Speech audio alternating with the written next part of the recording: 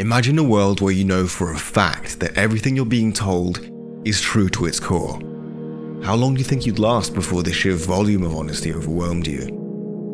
Would you be able to handle the brutality, the sincerity of it all? But what kind of person has the courage to start that snowball, and what would the consequences look like?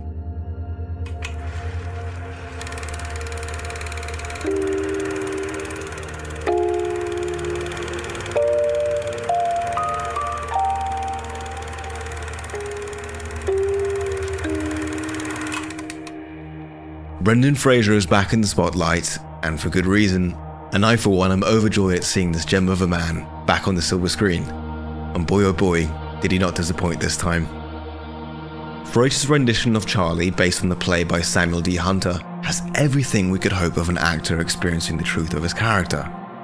But whilst the brilliance of his performance deserves every accolade coming its way, we simply cannot ignore the scope of the tremendous challenge his character writing deems to undertake. Charlie is an online English professor known for his constant lack of visual presence in his lectures and his insistence on the use of honesty in essay writing. Charlie hides his appearance from his students because he feels it somehow impacts the merit of his message. How are they to take him seriously if his very presence is overwhelmingly distracting? It conditions every aspect of Charlie's life. Run as he might from the camera, Charlie doesn't seem to run from the reality of his condition. Rather, he interacts with it in a very matter-of-fact way, which includes consciously indulging in his self-destructive behaviours as part of his routine. He is, however, selective of the people he exposes himself to, seemingly trying to avoid disappointing those who have no prior knowledge of his physical state. We've spoken about the use of exposition on this channel before, and for the first time in a while, save for comic relief, we're witnessing a case of exposition that serves the story well.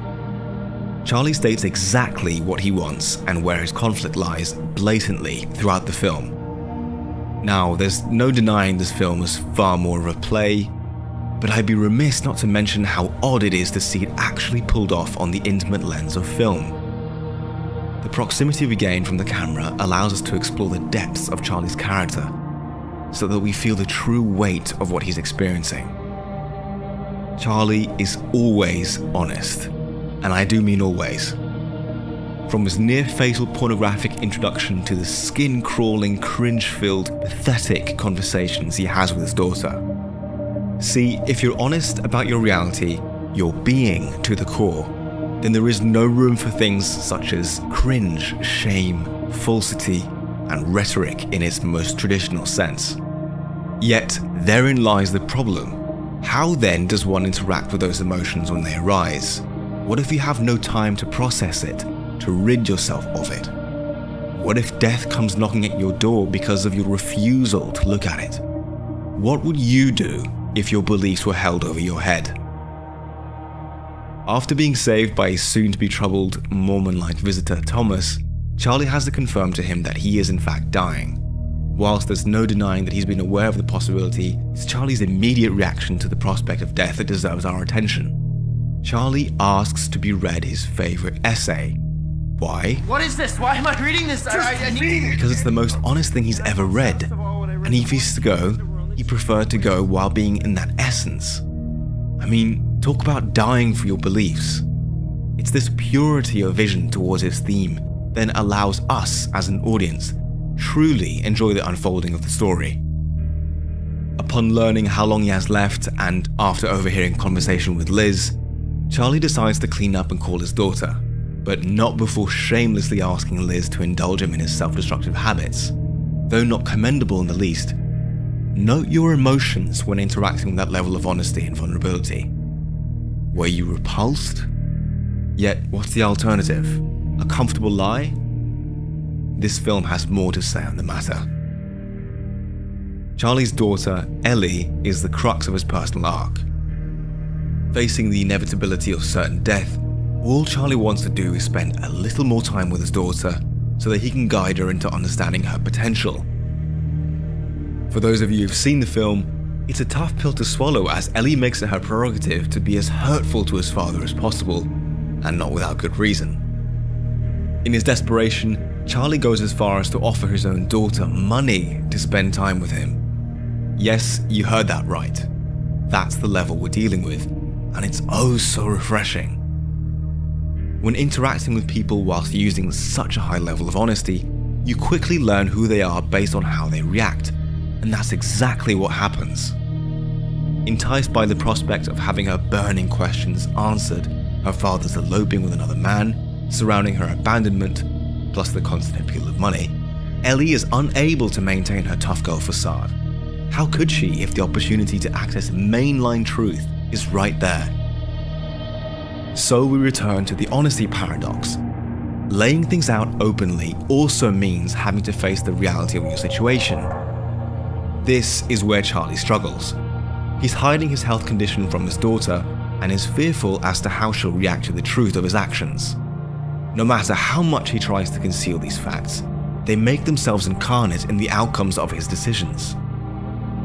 To hide from his pizza man means to embody the shame that he could be discovered. To allow his curiosity to prevail with Thomas is to be subject to horrendous remarks about his sexuality and to subsequently berate and diminish Thomas's worldview. To pay Ellie to spend time with him is to have her encroach on the very truth he wishes to hide with every single action. To have Liz take care of him throughout his illness is to invite her into the pain of discovery of the funds and to relive the death of her brother all over again. Honesty means total clarity. It's a game you don't want to play if there is a single shred of murky secrecy you wish to have in your life. But what other way is there to be? Nuance and semantics have their appeal, but note the power of honesty. My internal organs are 2 feet in at least. No, I'm not trying to go down the inspirational rabbit hole.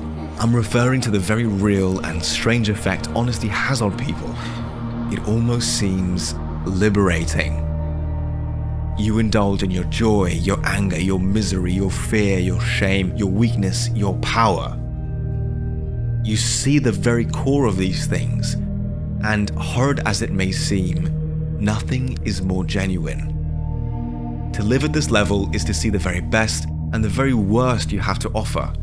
It's a biblical task. In his flawed state, deciding to save his money for his daughter to inherit rather than use it to save his life and right his wrongs, to finally be the father they had both dreamt of, pushing himself to death's door in his overwhelming misery, Charlie is one of the most true and genuine characters to ever grace film. You don't need a grand adventure to right your wrongs. You need to have a conversation with the people you've hurt, with the people who most need that platform, that presence, so that you can face the truth in its most pure sense, even if it kills you. This is how you write a true person, no matter how uncomfortable it may seem. The man whose dying effort is to stand on his own 2 feet, to convince his daughter of her potential and her intrinsic beauty, to admit to his devastating failures, and to look her in the eye, knowing she will witness his death. Truly, this man is more real than what real is to us.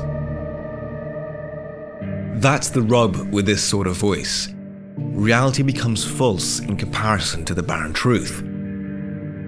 Writers such as Quentin Tarantino and Guy Ritchie love to write in a way that shows what reality could be, how people can sound and act.